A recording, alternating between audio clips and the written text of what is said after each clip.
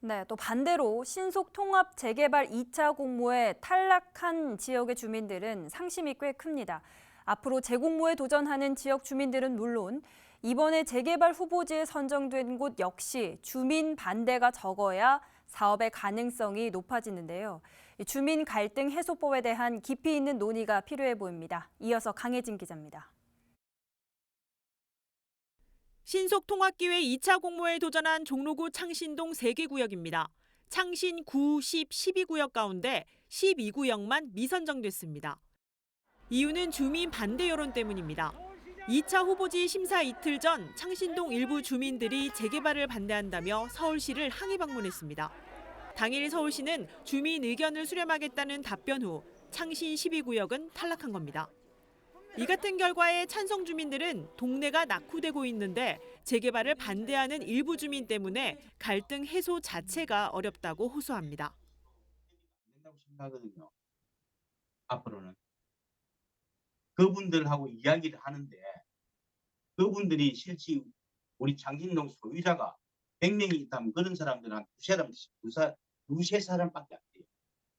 그런데 우리가 항상 그런 사람들이 해도 목소리를 안 내고 있었는데 이번에 누가 그게 방해를 그렇게 할 줄 알았습니까? 서울시청에까지 찾아가가지고. 창신 9, 19역은 83만여 제곱미터가 넘는 창신 숭인 남측 전체 개발이 아닌 부분 개발입니다. 큰 면적의 전체 개발 대신 권역별 개발을 지역 주민들이 더 선호했기 때문입니다. 전체적으로 숭인동까지 해서 같이 이렇게 그렇게 이제 하나로 광역 개발이니까 지금처럼 이게 쪽 개발 그런 게 아니고 그래서 그때 되기를 바랬었는데 뭐 상황이 이렇게 되다 보니까 여기까지 왔는데 사실은 여긴 돼야 됩니다. 그러나 주민 동의를 받는 과정에선 동의율 30%를 넘어야 하는 데만 몰두하다 보니 반대 주민과의 논의 자체가 안 됐습니다. 주들이 여기에 10%도 안 되는 건물주들이 너무 강한 모습이 있으니까 사실 그게 최고로 어려웠고 또 실제 투자자분들이 동네에 안 계시고 외지에 계시고 그러다 보니까 상당히 이 동의서 받는데 최고에 힘들었죠.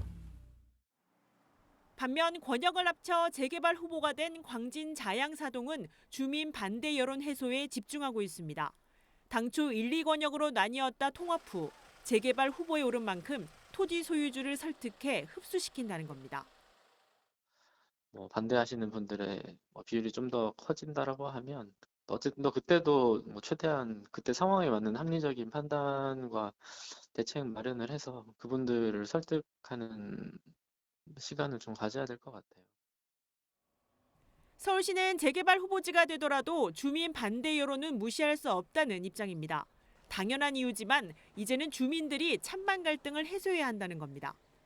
때문에 기존의 갈등 조정관 지원 같은 찬반 해소를 돕는 창구도 필요하다는 지적이 나옵니다. 그런 민원을 조정할 수 있는 조정관은 필요합니다. 통상 그 재개발 재건축 사업에서도 전체 조합원의 3분의 1 이상 반대하는 경우에는 지구 지정이나 조합이 해산될 수도 있거든요. 그와 마찬가지로 신속통합계획도 주민이 반대하게 되면 서울시 입장에서는 아마도 지정하는 게 부담스러울 수 있어서 지정을 하지 않은 경우도 있을 겁니다. 재개발 반대 주민들은 서울시가 투기 목적 거래를 막는다 해도 원주민이 체감할 수 없다고 호소합니다. 투기꾼들이 그 사람들은 이미 돈이 여력이 있고 전부 다 큰 집을 산 게 아니라 빌라 같은 거 조그마한 집을 사가지고 하나의 분양권의 특혜자가 되는 거예요.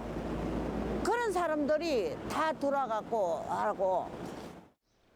두 번의 공모를 거쳐 서울시의 신속통합 재개발에 선정된 곳은 현재 46곳. 이곳을 포함해 재공모에 도전할 지역 모두 주민 찬반 갈등 해소가 우선입니다. 이를 해결하지 못하면 개발 자체가 어려운 지역으로 전락될 수 있다는 관측도 나오고 있습니다. BTV 뉴스 강혜진입니다.